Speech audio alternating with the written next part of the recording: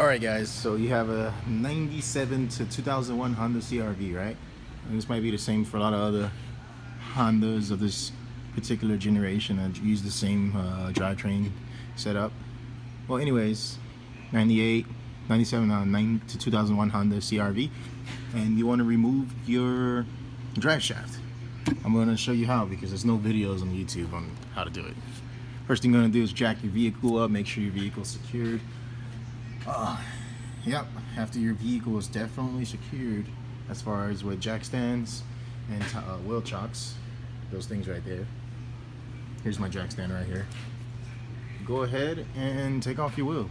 After your wheel is taken off, the next thing you're going to need to do is you're going to need to take off this bolt here that's holding in the drive shaft. Okay? Oh, my bad. There you go. This bolt that's holding in the drive shaft. You might have to use a flathead screwdriver and hammer it in there so this little piece, focus it, can I focus a little bit better?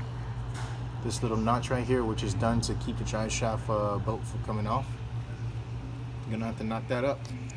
And alright, after you get your bolt off, what you're gonna want to do is, if you're like me and your drive shaft, your CV axle just snapped off.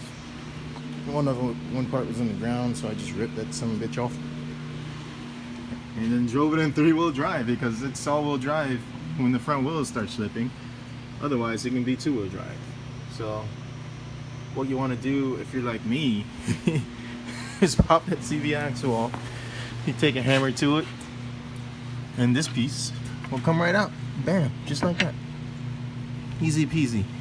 Alright, however, what I'm going to have to do next is exactly what most of you are going to have to do first. Is you're going to have to drop your control arm here. Alright? You want to unbolt your control arm, because you're going to need to be able to fit the CV axle in there, and the only way to do that is to pull out the control arm, just like you would in the front. When you get your new CV axle, there's going to be two ends that you want this to go.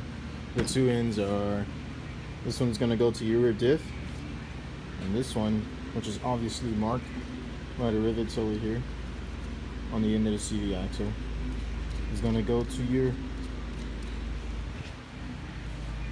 wheel hub assembly right here. That's where it's going to go in there. In order to remove the CV axle, assuming that yours was entirely dead, which mine isn't going to be, is you got to pry it out. And the way that you do that is you go right in here with a pry bar or a nice size flathead screwdriver and just pop it. Yeah, there you go. See that? It's coming out. It looks like you don't have to drain your own fluid, because it seems like the actual rear diff, the hole for the actual CV axle to go inside of the rear diff sits a little bit higher than where the quart of oil will be sitting, because this takes about a 1.3 quarts of oil, I think it was, as I saw in the forums. So I don't think it's going to leak out the oil. However, I'm going to replace the fluid, and because I'm just doing things thoroughly. I hate half-assing shit. Alright, so you're going to use a 17mm socket to take off this drain plug right here, which goes to your rear diff, and here's your fuel plug right above the 17mm socket. I'm sorry, right above the drain plug is your fuel plug. We'll get to that in a minute. I got ahead of myself and I didn't record myself doing it, but it is what it is. You probably know how to change the CV axle if you're doing the rear ones by now. So here's what happened.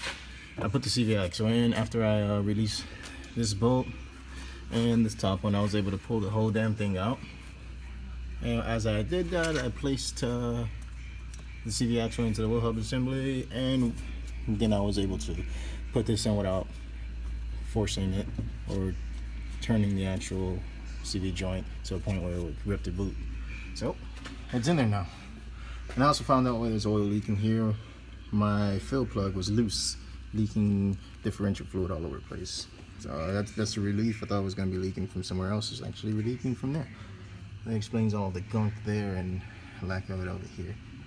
Alright, once you get your CV axle in there, again, you probably changed the CV axle before, so just make sure you line up the CV axle perfectly in there. Don't force it, don't hammer it. Just give it a nice little shove a couple times. Push like that.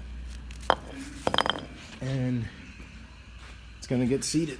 Once it's seated, go ahead and start tightening up all of your focus. Once it's seated like this is almost completely seated. Now it's seated.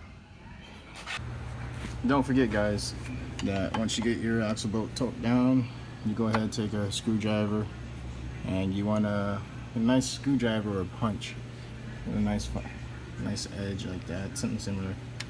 And you want to hammer, take a hammer, hit it from the opposite, this end right here, hammer this part down. All right, you got the dual pump fluid, right? You got your pump on there, because we can't use a funnel for this. You probably could, but I'm just gonna do it the right way. Go over to your diff again. These diffs on this car take just over a quart of oil, just over a quart of dual pump fluid for these rear differentials on 97 to 2001 Honda CRV for a four-wheel drive vehicle, all-wheel drive. All right, what you want to do is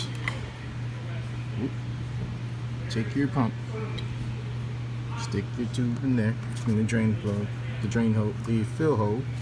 You should get inside of the fill hole and start pumping that bitch up. I'm gonna need two hands, so that's pretty much it. Just pump, and the fluid will go in. But before this leaks all over the floor, let me use two hands. Drain plug, make sure it's on first. Fill hole. This is your fill plug right here. Make sure you don't mix these two up, because you're gonna have a bad day. All right, once you get your dual pump fluid completely put in there, and just over, I think it's about 1.2, 1.1 or 1.3 quarts for the rear diff. Go ahead and torque down the fill plug to spec. For me, torque down to spec is gonna be tight as tight. Get it in there. Because I don't got the torque specs with me right now. I wasn't planning on doing this. I'm actually at a shop right now, about 1,000 miles from home, and I didn't bring any of my tools, with the exception of that toolbox right there. Always have some sort of tools on you. So tight is tight, torque spec. Make sure your drain plug is also tight. You don't want those coming loose and you end up like me with differential fluid all over your diff. Okay, you got that done. You can do a quick test to make sure your diff works, which I'm sure it'll work right now. This is how I'm testing this, is I'm just spinning the tire on the opposite side.